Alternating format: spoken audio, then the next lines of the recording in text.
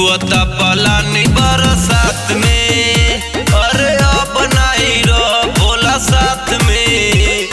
जुअता पलानी बरसात में, पीके भांग रोइलो आराम में, होता तकलीफ रोज रात में, अरे अब नहीं रह भोला साथ में। जुअता पलानी बरसात में, अरे अब नहीं रह भोला साथ में।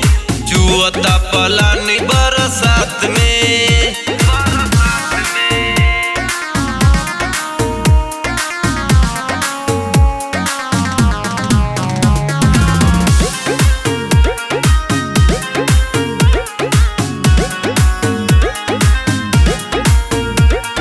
सब देवी देवता के महल बा रे महल बा, लेला किराए पे कमरा चाहे ई कहल बा।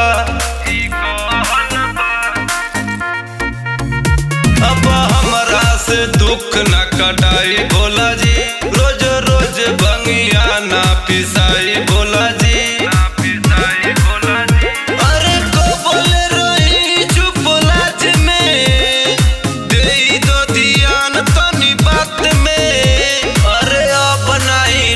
भोला साथ में जुअता पलानी बरसात में, अरे अब नहीं रह भोला साथ में।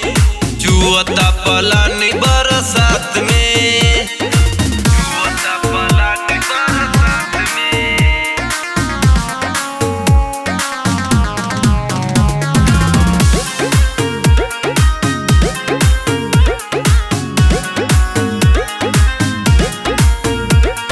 रौरा से मन परेशान रहता, घरे दुआरे के नाही तोहरा ध्यान रहता।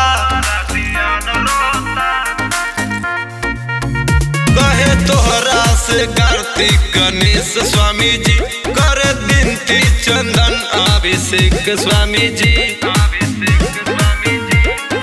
रउआ के बुझाला न सवन में, कुछ नहीं बाटे तोरा हाथ में, अरे अब नहीं रह भोला साथ में।